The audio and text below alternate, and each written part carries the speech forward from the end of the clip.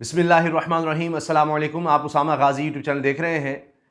तहरीक इंसाफ के लिए एक बहुत बड़ी मुश्किल खड़ी हो गई है, क्योंकि मीडिया में एक बयानिया बनाया जा रहा है कि तहरीक इंसाफ को खैबर पख्तूनख्वा में जिस तरह शिकस्त हुई है और ज़िमनी इलेक्शन में नौशहरा में उससे साबित हो रहा है कि शायद 2023 के इलेक्शन भी इमरान खान से इनके हाथ से निकल जाएंगे। और खैबर पख्तूनख्वा में जो गढ़ कहा जा रहा है तहरीक इंसाफ का, वहां पर ऐसा हो रहा है। और नौशहरा शहर में परवेज खटक साहब, पिछले 22 साल से उनका खानदान यहां पर नहीं हारा, तो अब क्या हो गया? नून लीग के उम्मीदवार ने किस तरह, इफ्तिखार वली ने, नून लीग के उम्मीदवार थे यहां से, उन्होंने किस तरह शिकस्त दे दी खटक खानदान को। इसका पूरा बैकग्राउंड, इसकी हकीकत क्या है, कौन कौन इस हार में किरदार अदा करने में मुलव्वस है, ये सब मैं आपको बताऊंगा। और बहुत कम लोगों को इसका बैकग्राउंड पता है कि असल में हुआ क्या है। अच्छा, अब एक तो एक डस्का में आप देख रहे हैं, वहां भी एक झगड़ा पड़ा हुआ है, लेकिन एक तो तवज्जो इस तरफ नौशहरा की तरफ ज्यादा इसलिए हुई है क्योंकि ये गढ़ समझा जा रहा था खैबर पख्तूनख्वा नौशहरा तहरीक इंसाफ का। अब कुरम में भी तहरीक इंसाफ हालांकि जीती है। कुरम में नेशनल असेंबली के इलेक्शन में कुरम से मलिक फ़ख्र जमान है, ये NA45 हल्का बनता है, यहां से 16,911 वोट लेकर ये जीते हैं। तहरीक इंसाफ के ये उम्मीदवार थे। अच्छा, JUIF के मलिक जमील चमकनी, इनको 15,761 वोट मिले और ये हारे। अब आपको पता है कि पूरी PDM इकट्ठे चल रही है, यानी 11 जमातों का इत्तेहाद है तहरीक इंसाफ के खिलाफ। इसके बावजूद नौशहरा में अपसेट कहा जा रहा है। लेकिन हुआ क्या? यानी नौशहरा में जो सूबाई असम्बली का हल्का बनता है PK 63, यहां पर जो अपसेट है इसको फिर भी बहुत ज्यादा हाईलाइट किया जा रहा है। और जो जश्न मना सकती थी तहरीक इंसाफ के, जी कुरम में हमने जीता है, वो सारी खुशियां मांद पड़ गई हैं। अब इसमें बुनियादी किरदार है परवेज खटक साहब का। और बहुत से लोग ये बात कर रहे हैं कि जी 1 महीना पहले ही गुज़श्ता माह परवेज खटक ने एक तकरीर की थी और सोशल मीडिया पे बहुत वायरल हुई, जिसमें उन्होंने कहा जी मैं खुश्क लकड़ी को भी खड़ा कर दूं तो वो भी जीत जाएगी। और चूंकि नौशहरा उनका गढ़ समझा जाता है, मैंने आपसे अर्ज़ किया कि उनके भाई खुद कह रहे हैं लियाकत खटक, जिनको अब निकाल दिया गया है पार्टी से। अभी फ़िलहाल तो ये कहा गया है, नोटिफिकेशन जो आया है वो तो उनको बतौर वज़ीर आपाशी निकाल दिया गया खैबर पख्तूनख्वा की हुकूमत से, लेकिन आगे भी उनके खिलाफ कार्रवाई होने वाली है। अच्छा, अब परवेज खटक साहब ने यह कहा था कि इसके साथ साथ इमरान खान की जो हुकूमत है वो मेरे बगैर नहीं चल सकती, इस तरह के उनके जुमले थे। अब इसको बुनियाद बनाकर ये बात कही जा रही है कि जी परवेज खटक साहब का इसमें रोल है, उनका गढ़ था, ये सारा कुछ उनका किया धरा है। लेकिन इसमें बहुत एक अहम बात लोग नहीं सही तरह से बता रहे, वो मैं आपको बताता हूं कि इनके भाई का असल में क्या किरदार है और इन दोनों भाइयों के दरमियान किस कदर गुज़श्ता बरस अक्टूबर में झगड़ा हुआ, फिर सुलह किस तरह हुई, और परवेज खटक साहब का अहम तरीन आदमी खुर्शीद ठेकेदार उसमें मारा गया था, वो कत्ल हो गया था। और उसके बाद किस तरह फिर जरगे में इन दोनों की सुलह हुई थी, लेकिन तब से लेकर अब तक इख्तलाफात चल रहे थे। तो ये असल बैकग्राउंड है। लेकिन उस पर मैं तफसील से बात करता हूं कि लियाकत खटक साहब असल में नाराज क्यों थे अपने बड़े बड़े भाई परवेज खटक से और तहरीक इंसाफ से।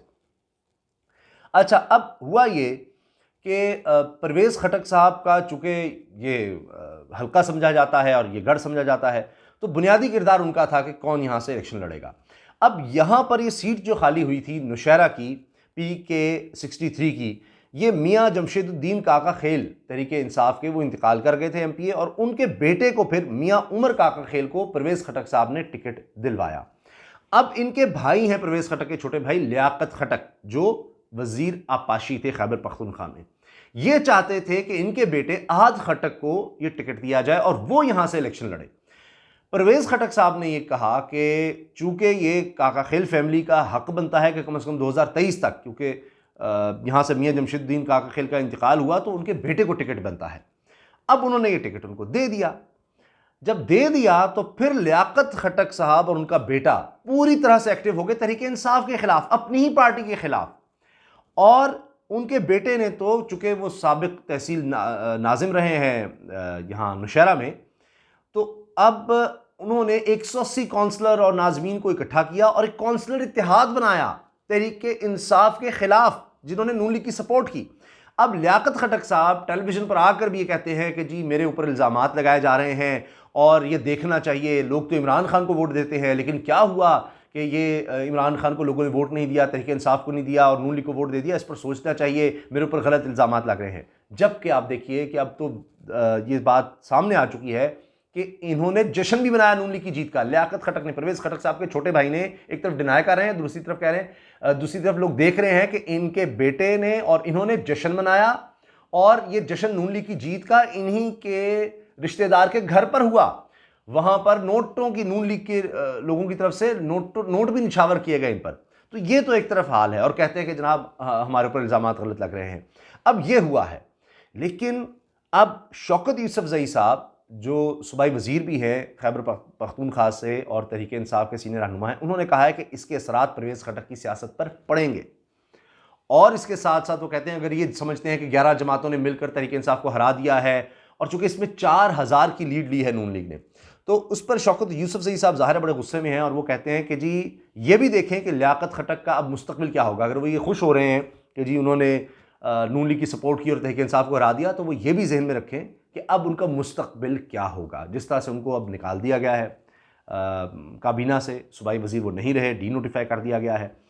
और इसके साथ साथ आप ये देखें कि अब पार्टी उनके साथ आगे भी क्या करेगी। उन्होंने शायद हाथ खटक के लिए भी अपना मुस्तकबिल मुश्किल में डाल दिया है। लेकिन ये ज़रूर कहा जा रहा है कि जी ये तो अब डिवीज़न हो गई है तहरीक इंसाफ में, और पहले भी इस तरह के कई वाक़यात हुए हैं। अब ये फैसला कहा जा रहा है लियाकत खटक साहब को निकालने का, ये इमरान खान, परवेज़ खटक, लियाकत खटक के बड़े भाई और वज़ीर आला खैबर पख्तूनख्वा, इन्होंने मिलकर किया है। और अभी मज़ीद कार्रवाई होगी, पार्टी सतह पर भी अभी मज़ीद कार्रवाई होगी और इस पर अब सोचा जा रहा है कि आगे क्या लाहिमल इख्तियार करना है, क्या करना है आगे।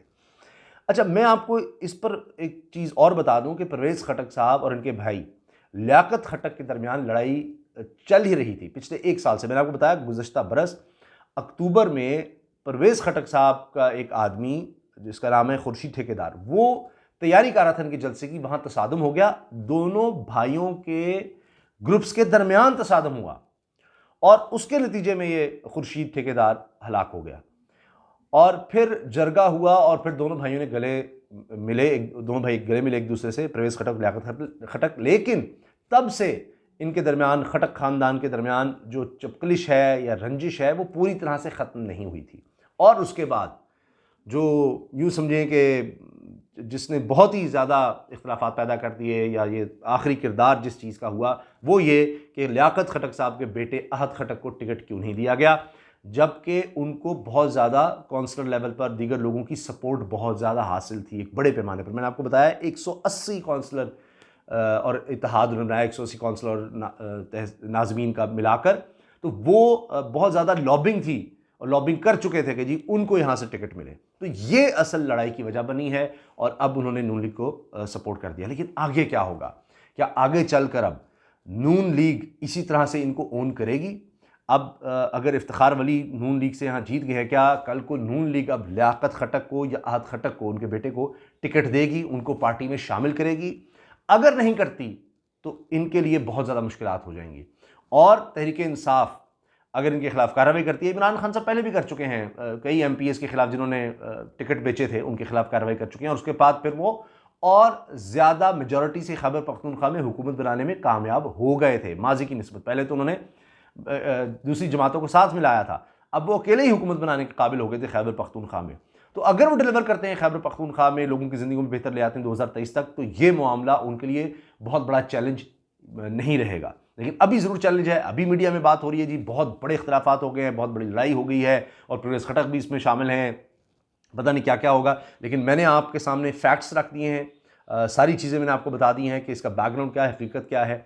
आगे आप बेहतर बता सकते हैं, कमेंट्स में अपनी राय का इजहार करें कि आप क्या देख रहे हैं, कि क्या और खिलाड़ी भी आपको लगता है कि इमरान खान के ख़िलाफ़ हो जाएंगे, कप्तान के ख़िलाफ़ हो जाएंगे, और इससे क्या उनकी सियासत को बहुत ज़्यादा धचका लगेगा, बहुत ज़्यादा नुकसान होगा, और इस हार से कितना फ़र्क पड़ेगा तहरीक इंसाफ की सियासत पर, इमरान खान की मकबूलियत पर, और PDM जो समझ रही है कि अब इस जीत से वो पूरा सिनारियो बदल गया है और अब उनके हौसले बहुत बुलंद हो गए हैं और बिल्कुल अब हर चीज़ बदल जाएगी। आप इससे कितने मुत्तफ़िक़ हैं? इजाज़त दीजिए, अल्लाह हाफ़िज़। पाकिस्तान ज़िंदाबाद।